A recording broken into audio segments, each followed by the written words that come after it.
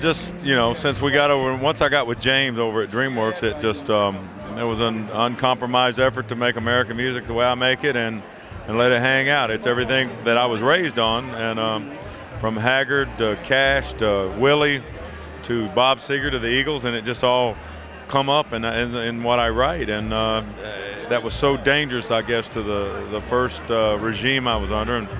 And so James just said, hey, you write them. We've got nothing to lose over here. DreamWorks was struggling. I was struggling. And he said, it ain't going to matter, so take your best shot, cowboy. With BMI, well, first time I came to town, I didn't know anything about it. I knew I had all these songs, and I wanted to play them for somebody, but I knew I needed to protect myself.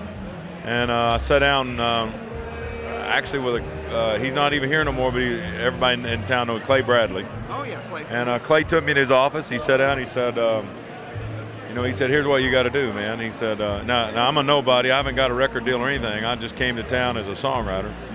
And he treated me, special and with integrity and respect, and said, here's what you got to do. You got to protect yourself. You got to get your publishing company, and and so I've been affiliated with BMI ever since, and they've always treated me the best.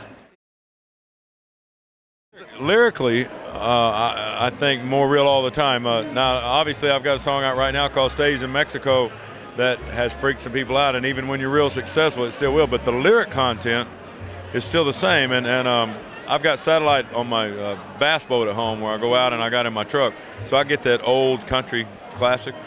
And for the immoral cheating songs and things like that don't exist anymore, and Stays in Mexico is right in the heart of that I'm on my boat fishing, and I'm fishing, I'm hearing, you can't count in an hour on two hands the cheating songs. No, they don't exist. No, so it's like, but on satellite radio, on the old, or on old classic country, I mean, it's every third song is about cheating. It's just ridiculous. So it's real life. And that's what I mean. It's getting more real.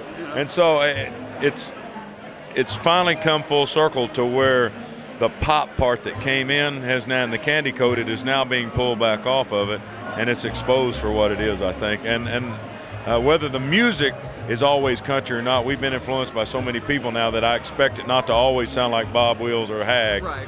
But to know that Hag and Jimmy Buffett and Willie and Chris Christopherson, those guys, all come up and give me a high five and say, it ain't all what we do, but it's all what we do and what you do, and you keep doing what you do. That's all I need. That's my badge of honor. Even over the time when you sang Bob Wills for me on the TV special.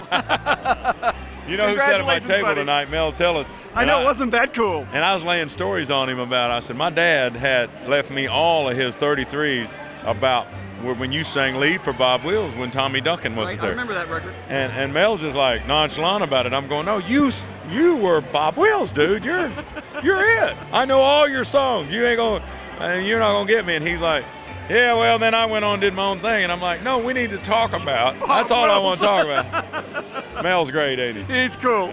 I definitely love that man. Watching those bubbles in my beer.